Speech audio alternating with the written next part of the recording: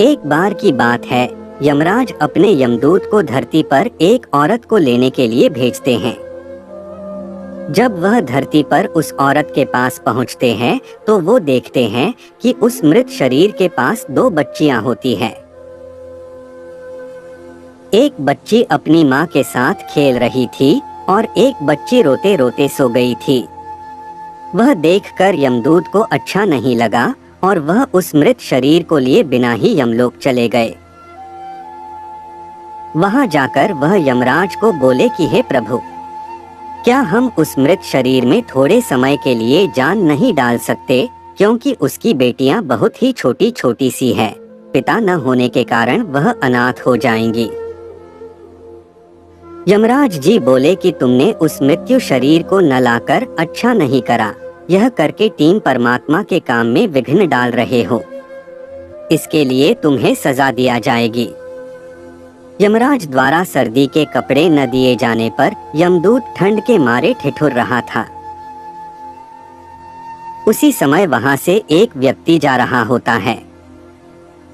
उसे यमदूत को ऐसी हालत में देखकर बहुत दया आ जाती है।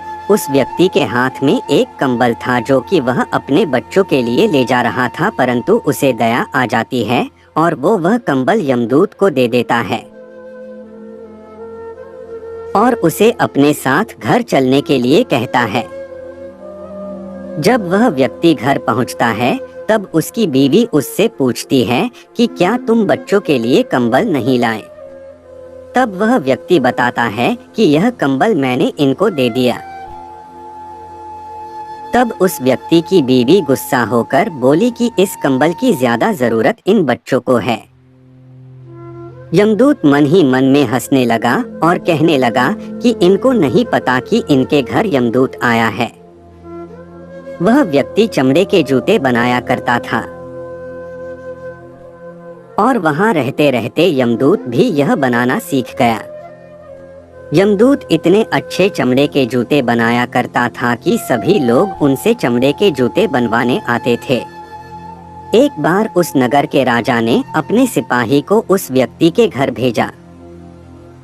वह सिपाही उस व्यक्ति के घर एक चमड़ा लेकर जाता है और कहता है कि यह चमड़ा लो, यह चमड़ा आपको कहीं नहीं मिलेगा और तुम इस चमड़े से राजा के लिए सुंदर से जूते बना दो। परंतु यमदूत ने उसके जूते बनाने के बजाय स्लीपर बना दिए। उस समय स्लीपर उस व्यक्ति के लिए बनाए जाते थे जिसकी मृत्यु हो गई होती है। वह स्लीपर देखकर वह व्यक्ति बहुत क्रोधित हुआ। वह सोचने लगा कि राजा अब उसका क्या हश्र करेंगे। जब यमदूत से उसकी दांत फटकार सुनी तब उन्हें बहुत हंसी आने लगी। इतने में वह सिपाही आता है और कहता है कि तुम उस चमड़े की स्लीपर बना देना, क्योंकि राजा की मृत्यु हो गई है। तब वह व्यक्ति यमदूत से माफी मांगने लगे। तब यमदूत बोले कि मैं तो अपने कर्मों द्वारा किए गई सजा को भुगत रहा हूँ।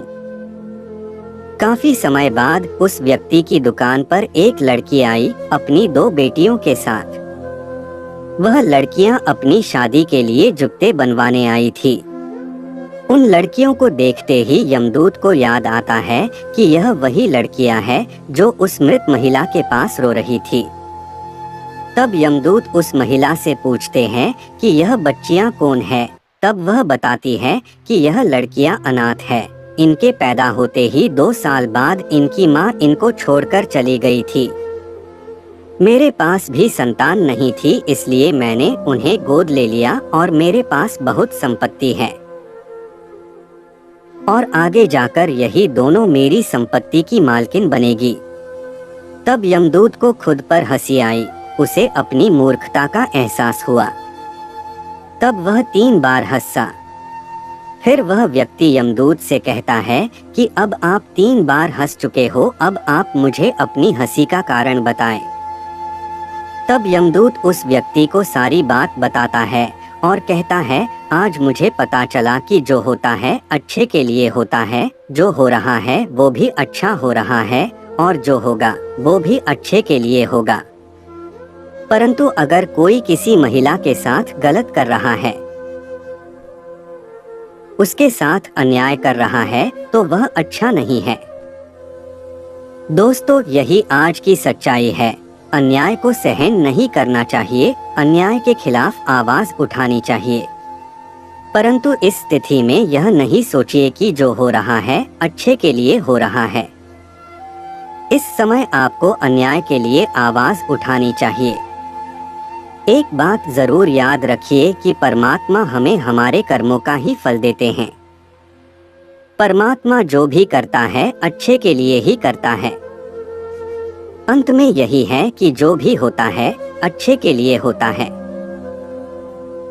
दोस्तों, यदि आपको यह कहानी पसंद आई हो तो लाइक करें, अपने दोस्तों को शेयर करें और श्री कृष्ण जी एवं राधिका जी का स्मरण करते हुए कमेंट में लिखें ताकि आप लोगों पर भी राधे कृष्ण की कृपा हो।